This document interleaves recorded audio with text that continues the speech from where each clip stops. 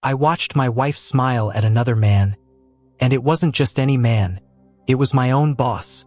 Even now, years later, that moment is burned into my memory like a scar you can't ever get rid of. I'm Ryan Matthews, 27, born in a small town in Ohio, but I've been living in Chicago for the past 5 years.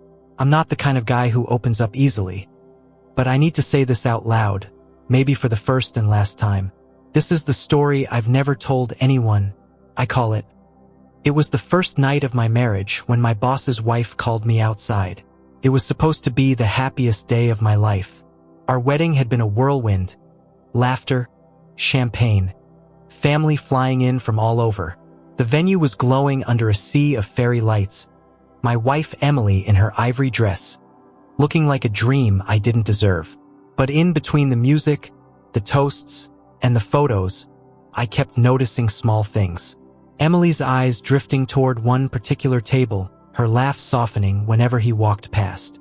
My boss, David Harris, charismatic, confident, mid-40s, a man who could own a room without saying a word. I'd been working at his architecture firm for 3 years, and he'd always treated me like a protege. But that night, something felt different. By the time we got to our hotel, a 5-star downtown suite that Emily had dreamed of, my head was spinning, not from champagne, but from questions. We'd barely been alone for 15 minutes when the hotel phone rang. Emily answered, her voice suddenly tense. She covered the receiver, looked at me and said, "It's for you." Confused, I took the call. A soft, almost teasing female voice said, "Ryan, can you come outside? It's important." It was Anna Harris, David's wife. The lobby was quiet when I stepped out. Anna stood there in a midnight blue dress, hair perfectly curled, a glass of wine in her hand. She smiled, but it wasn't the warm kind. It was the kind that hides something dangerous. "I wouldn't be here," she began, "if I didn't think you needed to know the truth." Her words felt like a hook pulling me in. I glanced around. "What truth?" She stepped closer, lowering her voice. "About your wife and my husband." I felt my chest tighten.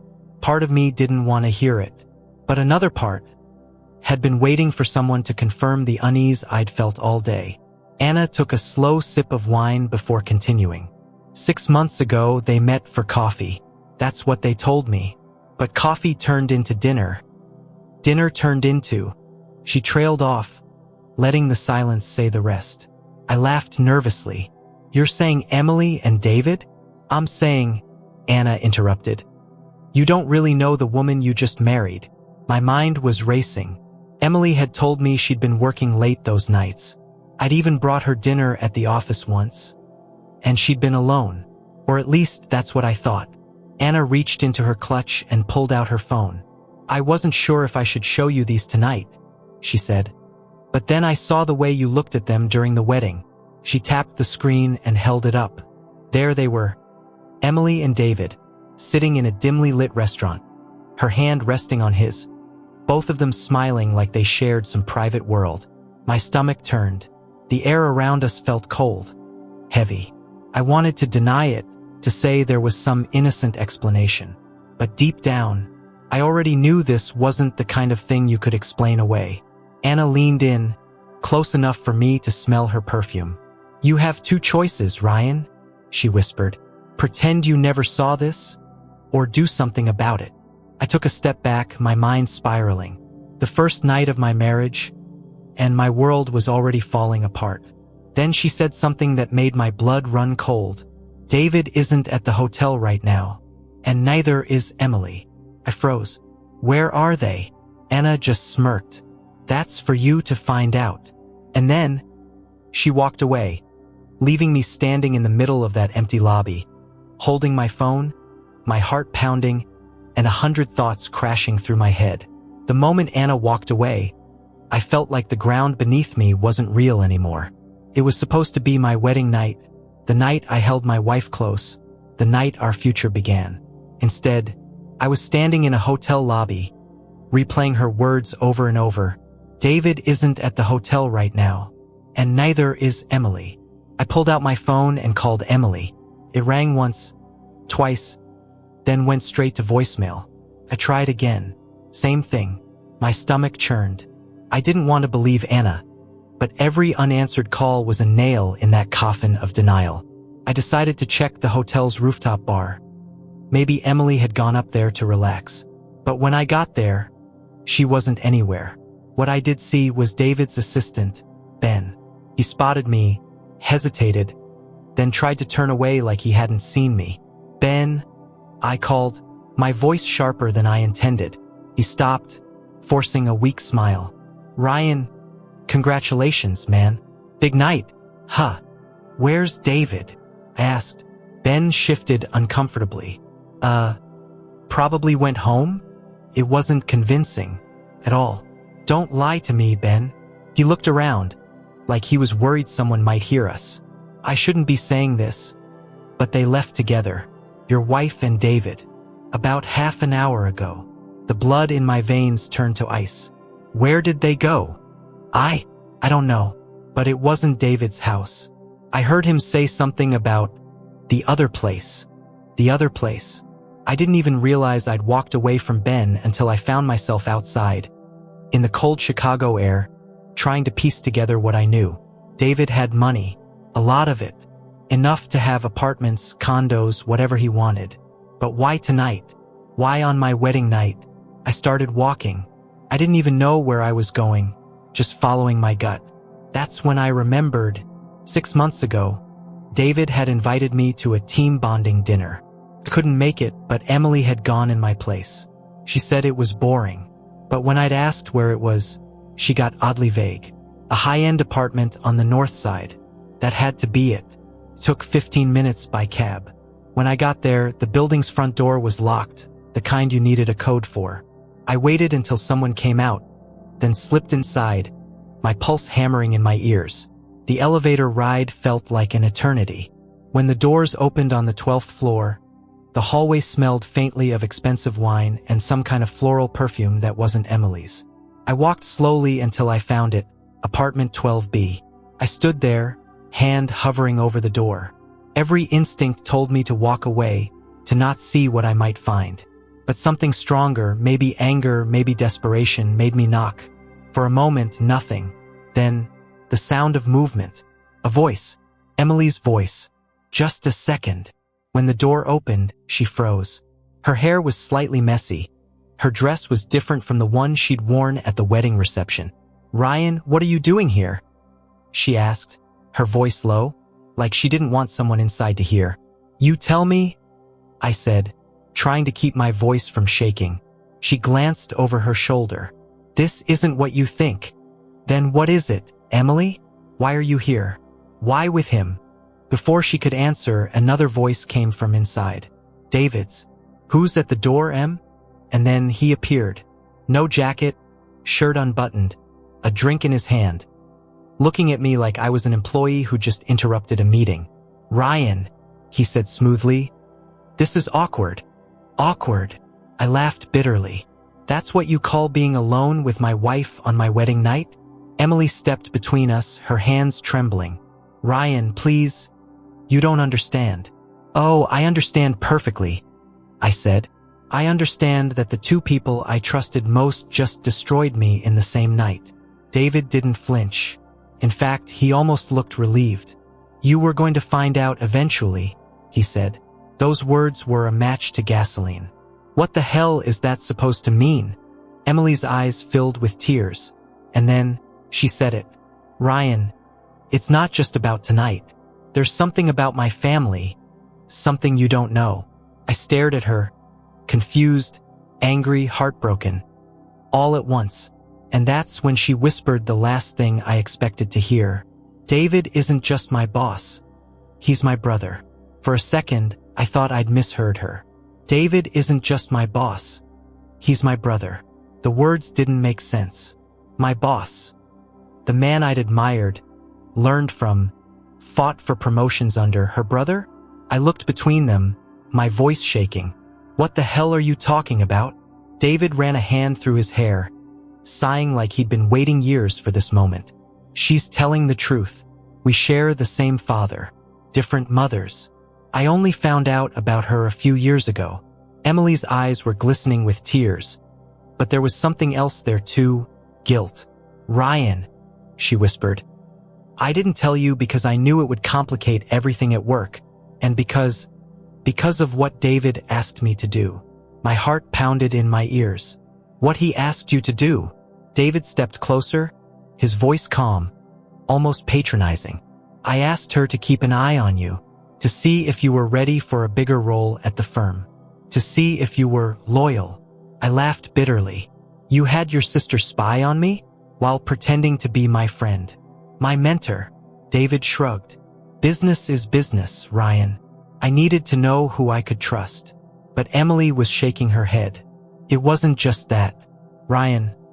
Those nights I said I was working late, I was with him, but it wasn't like you think. We were meeting about our father. He's sick. He needs some money. A lot of it. And David said the only way to get it was if we both convinced you to stay at the firm no matter what." The pieces slammed together in my head. The late nights, the private glances, the unspoken tension. It wasn't an affair, but it was betrayal. Not of my heart, but of my trust, my dignity.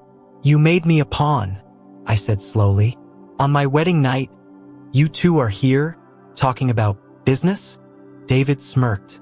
"Not just business, family, and whether you're strong enough to be part of it." I took a step back, every muscle in my body tightening. "This isn't family," I said. "This is manipulation." Emily reached for me, her voice breaking. "Ryan, please, I still love you. I didn't want it to be like this. I thought I could keep the two worlds separate. But I couldn't even look at her without feeling sick." "You don't keep worlds separate by lying in both of them," I said, turning toward the door. David's voice followed me. "If you walk out now, Ryan, you'll lose more than a wife. You'll lose your career, everything we've built together." I paused at the doorway. Then I looked back at him and said, "I think I just realized. I never built it with you. I built it in spite of you." And I left. The elevator ride down felt like falling. A slow, endless drop where the bottom might never come. By the time I stepped onto the street, the cold air hit me like a slap. I didn't know where to go. My phone was buzzing with Emily's calls, but I couldn't answer. I couldn't hear her voice without hearing the lies underneath. That night, I didn't go back to the hotel. I crashed on my friend Lucas's couch. He didn't ask questions, and I didn't offer answers. But somewhere between the whiskey and the silence, the truth sank in. The marriage was already broken, not by infidelity, but by the kind of deception that corrodes a soul from the inside out. 2 days later, I walked into the office. David was there, leaning against my desk like nothing had happened. "We can still fix this," he said. I looked him in the eye and said, "Not everything broken needs fixing. Some things just need leaving behind." Then I dropped my office key on the desk and walked out for good. But even as I left that building, I knew this wasn't the end, because Emily wasn't ready to let me go. 3 weeks. That's how long I avoided her calls, her messages, her emails. I moved into a small studio apartment on the west side. Just a bed, a desk, and a view of a brick wall. It was quiet, and for the first time in years, no one was watching me. But then, one rainy night, there was a knock on my door. I almost didn't answer. Almost. When I did, it was her, Emily. She was soaked, hair plastered to her face, wearing the same wedding ring I'd left on the nightstand 3 weeks ago. "Ryan, can I come in?" she asked, voice trembling. I stepped aside, and she entered like someone who had rehearsed this moment in her head 100 times. "I didn't come here to ask for forgiveness," she began, wringing her hands. "I came here to tell you the truth. All of it." She sat on the edge of my bed, and I stayed by the window, arms crossed. "Our father is worse," she said. "David's desperate. He thinks controlling the firm is the only way to pay for the treatment. But he's not just controlling the firm. He's controlling me. And now, he's trying to control you." I didn't respond. I just let the silence sit there between us. Her voice cracked. "I lied because I thought I could protect you. I thought if I took the weight, you wouldn't have to. But in the end, I only hurt you worse." She got up and walked toward me, eyes pleading. I still love you, Ryan. I didn't marry you for a business plan. I married you because you were the only man who ever made me feel safe. Please, can we start over? I looked at her for a long time, and in that moment, I realized something. Love without trust is like a house without a foundation. You can decorate it, fill it with memories, but eventually, it collapses. I believe you love me, I said quietly, but I also believe you'll lie to me again if you think it'll protect me. And I can't live like that. Tears slid down her cheeks. So, this is it? I nodded. This is it. She hesitated, like she wanted to say more, but instead, she walked to the door, opened it slowly, and stepped into the hallway without looking back. When the door clicked shut, the apartment felt colder, but also lighter. Months passed.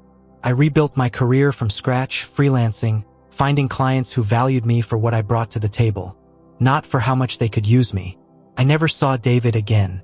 Emily sent a letter once, saying her father had passed, that she hoped I was happy.